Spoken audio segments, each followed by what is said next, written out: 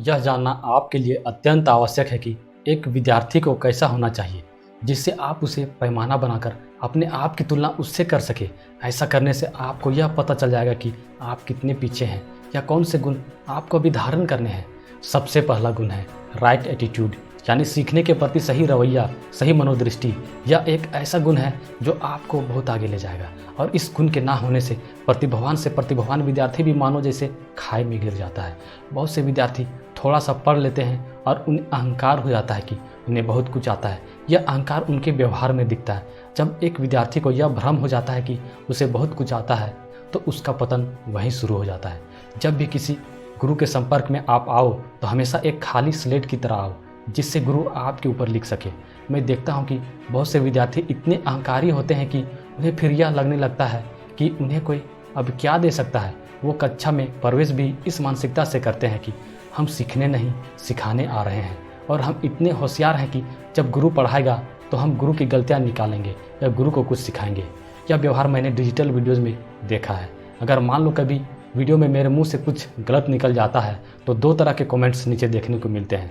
पहले कुछ इस तरह के, सर माफ़ी चाहूँगा लेकिन आपने यह जो बताया शायद अब यह बदल गया है, एक बार प्लीज़ वेरीफाई कर लीजिए। सर क्या यह जो आपने वीडियो के बीच में इस मिनट पर जो कहा है क्या यह ठीक है, क्योंकि जितना मुझे याद आ रहा है आपने यह पहले कुछ और पढ़ाया था, कृपया मार्गदर्शन करें। सर माफ़ी चाहूँगा पर शायद इस प्रश्न का उत्तर यह होना चाहिए, अगर मैं गलत हूँ तो मुझे बता दीजिए मैं कहाँ गलत हूँ। कुछ दूसरे इस तरह के होते हैं, क्या गलत पढ़ा रहे हो, गलत मत पढ़ाओ। इसका उत्तर तो यह है, सर यह आपने एकदम गलत बताया, आपको टीचर किसने बना दिया, आप बच्चों का प्रश्न एग्ज़ाम में गलत कराओगे। सर यह आप क्या कर रहे हो, आपकी वजह से एग्ज़ाम में नेगेटिव हो जाएंगे। आप ऊपर लिखे उनके कमेंट से पता लगा सकते हैं कि दोनों तरह के स्टूडेंट्स में क्या फ़र्क है। पहले वाला जो विनम्र है उसे पता है कि टीचर भी एक मानव है, एक इंसान है, उससे भी गलती हो सकती है। उसने कोई जानबूझकर कुछ गलत नहीं बोला, कई बार हो जाता है, उसकी कोई बड़ी गलती नहीं है। लेकिन दूसरे वाला अहंकारी है, वह टीचर को एहसास दिलाना चाहता है कि मानो उसने क्या बहुत बड़ा अपराध कर दिया है। इससे दूसरा व्यक्ति जीवन में कैसा है यह भी पता चल जाता है। वो पक्का पराजित, कुंठा से भरा हुआ, बेहद निराशा और गलत रवैये वाला है। अगर आप कक्षा में आ रहे हैं या किसी का वीडियो ऑनलाइन देख रहे हैं, इसका मतलब यह है कि आप यह जानते हैं और समझते हैं कि उस व्यक्ति को आपसे ज़्यादा आता है, तभी आप उसका अनुसरण कर रहे हैं, पर आप उल्टा उसे ही सिखाने की कोशिश करने लगते हैं। कोई यह नहीं कर रहा कि टीचर गलत नहीं हो सकता, लेकिन उसकी छोटी सी गलती का आप जिस तरह मजाक बना रहे हैं उससे आपका दृष्टिकोण पता चलता है। एक गलत दृष्टिकोण वाला व्यक्ति कितना भी चतुर हो, कितनी ही तेज मस्तिष्क वाला क्यों ना हो, कभी भी अपनी प्रतिभा को प्रदर्शित नहीं कर पाता। और सबसे बड़ी बात, क्योंकि उसमें अहंकार है, वह कभी भी यह नहीं समझ पाता कि वह बार बार विफल क्यों हो रहा है। उससे यह लगता है कि उसमें कोई कमी नहीं है, सिर्फ भाग्य उसका साथ नहीं दे रहा है। वहीं दूसरी ओर औसत बुद्धि वाला सही रवैये के साथ बहुत कुछ पा लेता है। मान लीजिए कि बारिश हो रही है और आपको बर्तन में बारिश का पानी भरना है। अगर आप बर्तन का मुंह आसमान की तरफ रखेंगे तभी तो पानी भर पाएंगे। अगर आपने बर्तन ही उल्टा रखा है तो कितना भी तेज बारिश क्यों ना हो, एक भी बूंद का संचय नहीं होगा। ऐसा ही हाल गलत एटीट्यूड वाले व्यक्ति का होता है। चारों तरफ ज्ञान बरस रहा होता है तो भी वह उसको अवशोषित नहीं कर पाता। दूसरा गुण जो एक विद्यार्थी के पास होना चाहिए वह है विनम्रता और शांत मन। वह स्टूडेंट्स जिसके पास दीनता, नम्रता है, वह अपनी जुबान से ही कैरियर बना सकता है। आजकल की भागदौड़ भरी, प्रतिस्पर्धाओं भरी जिंदगी में ना तो प्रतिभावान लोगों की कमी है, ना ज्ञानवान पुरुष की कमी है, तो सिर्फ विनम्र लोगों की। ऐसे लोगों की जो जब मुसीबत आए तो शांत रहे। बड़ी से बड़ी कंपनियों के मुख्य कार्यकारी अधिकारी अर्थात सीईओ और अध्यक्ष इसी गुण के कारण चुने जाते हैं, ना कि अपनी डिग्रियों के कारण। जब कभी मुसीबत आती है तो उसको एक बर्तन में हिलते हुए पानी की समान समझिए। अगर बर्तन के पानी में हलचल हो रही है तो क्या आप उसमें अपनी शक्ल देख पाएंगे? नहीं। अब मान लीजिए कि आप उसमें अपना शक्ल देखना चाहते हैं तो क्या करना चाहिए?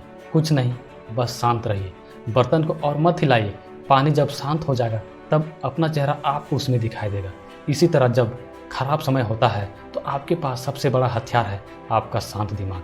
शांत दिमाग करने के लिए रोज़ 1 घंटा आंख बंद करके खाली बैठिए, ध्यान लगाइए, भगवान का नाम जपिए, कोई भी मंत्र जो आपको पसंद हो उसका उच्चारण करिए। या मत सोचिए कि इसमें समय खर्च हो रहा है, यह समय खर्च नहीं, उसका निवेश है। जो आपको सबसे अच्छा प्यास देगा। आप पूरा दिन तनाव में होंगे, डिप्रेशन में होंगे या इधर उधर का बात सोचते रहते होंगे। इससे अच्छा है कि 1 घंटा अपने मन को शांत करने में बिताएं। सुबह सुबह आपका मस्तिष्क सबसे शांत होता है। नहा धोकर 1 घंटा आंख बंद करके बैठ जाइए और धीरे धीरे विचारों को कंट्रोल करिए। आपके जीवन में एक संतुलन आएगा। आपको कोई आसानी से उकसा नहीं पाएगा। काम, क्रोध, लोभ, मोह, अहंकार कम होगा। आप एक ऐसी शक्ति महसूस करेंगे जो कभी खत्म होने का नाम ही नहीं लेगी।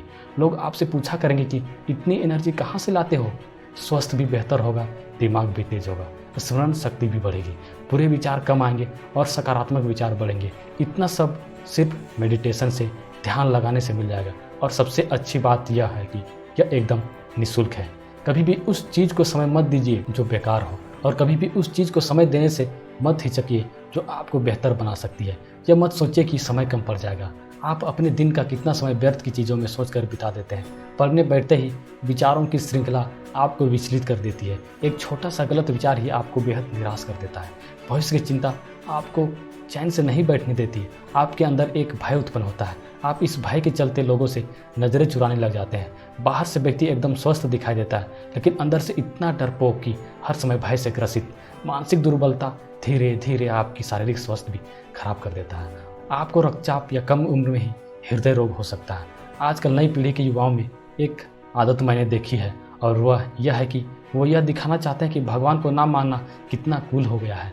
सबके सामने यह कहना कि मैं नास्तिक हूँ, मैं भगवान पर विश्वास नहीं करता हूँ, उसमें एक अलग सुख होता है। ऐसे युवा दूसरों को यह दिखाना चाहते हैं कि वो मानसिक रूप से इतने मजबूत हैं कि उन्हें भगवान की आवश्यकता ही नहीं, पर वास्तव में वे अंदर से एकदम खोखले होते हैं। जैसे ही आप प्रभु का स्मरण करने लगेंगे, वैसे ही आपका भय कम होने लगेगा। अपनी पसंद का कोई भी मंत्र ले लीजिए और उसका जाप करिए। अगर आप स्नान कर रहे हैं, ब्रश कर रहे हैं, अंदर ही अंदर जाप करते रहिए। कोई भी ऐसा काम कर रहे हैं जब आपका मुंह खाली हो तो आप मंत्र जाप अंदर ही अंदर करते रहें। आप मंत्र को लिख भी सकते हैं। एक खाली नोटबुक बनाइए जिसमें रोज एक पन्ना सोने से पहले मंत्र लिखिए। मेडिटेशन से अच्छी निःशुल्क औषधि इस संसार में कुछ नहीं है। मेडिटेशन करें, एक्सरसाइज करें, स्वस्थ रहें, खुश रहें। यह डॉक्टर गौरव गर्ग द्वारा लिखी गई बुक सफलता की राह का 10वां अध्याय था। अगर आप खुद से इस बुक को पढ़ना चाहते हैं तो इसे परचेज कीजिए और पढ़िए। अगर आप इसे ऑनलाइन परचेज करना चाहते हैं तो नीचे डिस्क्रिप्शन में इस बुक का लिंक दिया हुआ है। अगर आपको यह वीडियो अच्छी लगी हो तो हमारे चैनल को सब्सक्राइब करें और आप जितना ज़्यादा से ज़्यादा हो सके इसे शेयर करें। तो फिर मिलते हैं अगली वीडियो में।